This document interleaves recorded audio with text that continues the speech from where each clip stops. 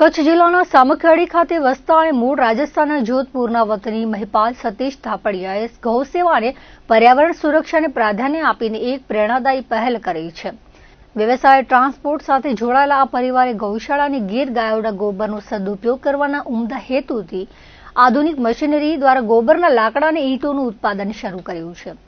એસજીટી enterprise દ્વારા નિર્મિત આ ગોબર લોગની સૌથી મોટી વિશેષતા એ છે કે તેમાં પાણીને બદલે ગૌમૂત્રનો ઉપયોગ કરવામાં આવે છે, જેના કારણે તેની પવિત્રતા અને ગુણવત્તા બંને જળવાઈ રહી છે। આ ઇકો ફ્રેન્ડલી પ્રોજેક્ટ પાછળનો મુખ્ય ઉદ્દેશ્ય વૃક્ષોના છેદનને અટકાવી પર્યાવરણનું જતન કરવાનો છે। સામાન્ય રીતે યજ્ઞ, પૂજા, હવન, હોટલો અને બોઇલરમાં પુષ્કળ પ્રમાણમાં લાકડાનો ઉપયોગ થતો હોય છે, પરંતુ હવે તેના સ્થાને આ ગોબર લોગ શ્રેષ્ઠ વિકલ્પ સાબિત થઈ રહ્યા છે। આ લોગ માત્ર પર્યાવરણને જ નથી બચાવતા, પરંતુ કોલસાની સરખામણીએ સસ્તા અને કાર્બન ઉત્સર્જન ઘટાડવામાં પણ અત્યંત અસરકારક છે। ખાસ કરીને અંતિમ સંસ્કારની વિધિમાં લાકડાનો ઉપયોગ કરવાથી પવિત્રતા જળવાય છે અને કુદરતી સંપત્તિનો બગાડ અટકે છે। આ પ્રક્રિયામાં છાણને મશીન દ્વારા તૈયાર કરી 5 થી 6 દિવસ સુધી સૂર્યપ્રકાશમાં સૂકવવામાં આવે છે। આ પ્રોજેક્ટ દ્વારા તેઓ માત્ર ઉત્પાદન જ નથી કરી રહ્યા, પરંતુ અન્ય પશુપાલકો પાસેથી છાણ અને ગૌમૂત્ર ખરીદીને તેમને આર્થિક મદદ પણ પૂરી પાડી રહ્યા છે, જે જમીન અને ખેતી માટે ઓર્ગેનિક ખાતર તરીકે પણ ઉપયોગી છે। આમ સામખિયાળી ખાતે સંધ્યાગીરી આશ્રમ નજીક શરૂ થયેલો આ પ્રકલ્પ ગૌવંશના જતન સાથે આત્મનિર્ભરતા અને પર્યાવરણ સુરક્ષાનું ઉત્તમ ઉદાહરણ પૂરું પાડી રહ્યો છે।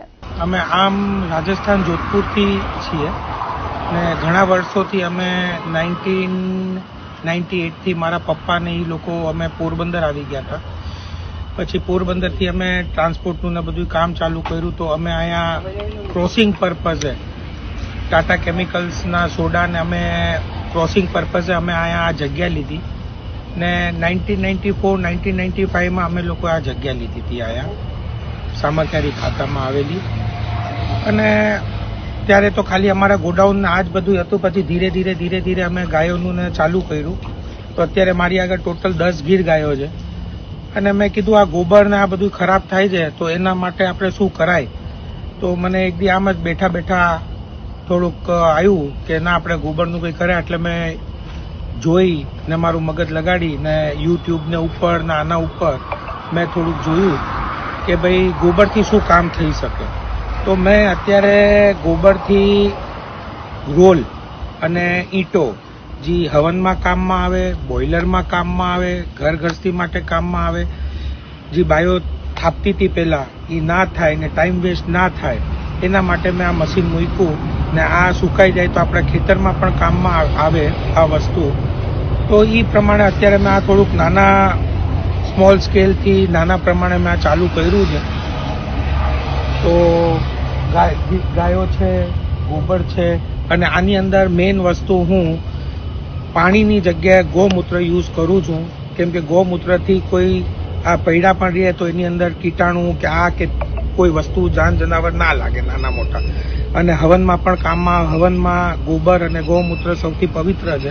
એ હિસાબે અમે લોકો અત્યારે આ નાના પ્રમાણે ચાલુ કર્યું છે।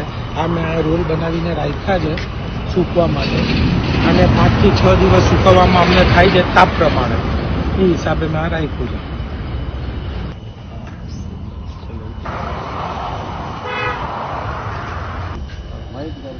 હવનમાં કામમાં આવે, બોઇલરમાં કામમાં આવે।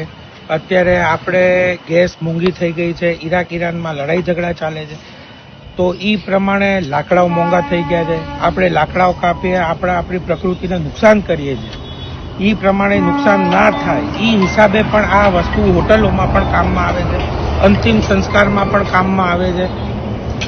તો આપણે કોઈ પણ જગ્યાએ જો હશે તો આપણે પ્રોવાઈડ કરીશું, આપણે દેશું। કોઈ સંસ્થાઓ મારી પાસે આવશે તો પણ હું એમને માહિતી આપીશ, બધું આપીશ। અને કોઈ આગળ છાણ કે ગૌમૂત્ર કે ભેગું કરેલું હોય તો એ અમને સંપર્ક કરે તો અમે એમનાથી લેશું ને અમે ખરીદીશું, તો એ પૈસા ગાયોને કામમાં આવે।